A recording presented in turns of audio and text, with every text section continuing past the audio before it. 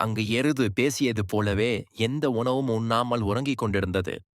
விவசாயி தன் வேலையாளை அழைத்து, இன்று ஒரு நாள் எருதுக்கு பதிலாக இந்த கழுதையை அழைத்துச் செல். இந்த கழுதை வயலில் இறங்கி வேலை சரியாக செய்யவில்லை என்றால் சாட்டையில் நன்றாக அடி என்று கூறி அனுப்பி வைத்தார். கழுதை வயலில் சரியாக வேலை செய்யாததால் வேலையாட்களிடம் அதிகமான சாட்டை அடி வாங்கியது.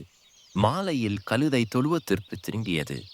நண்பா, இன்னைக்கு நான் நல்ல உணவு சாப்பிட்டு நல்லா ஓய்வெடுத்தேன்.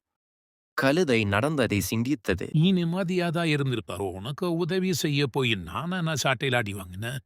இனி யாருக்குமே உதவி செய்யக்கூடாதுப்பா. நீ இப்படியே வயலுக்கு போகாம சோம்பேறியா இருந்தனா அப்புறம் உன்னை கறிக்கடைக்கு தான் அனுப்பி விட்டுருவாங்க.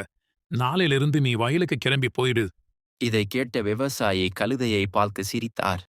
இந்த கழுதையைப் போல் மற்றவர்களுக்கு நீ உதவி செய்ய நினைத்து நீ ஆபத்தில் மாட்டிக்கொள்வாய் என்று நான் பயப்படுகிறேன் என்று அமைச்சர் ஷராஜப்பிடம் கூறினார்.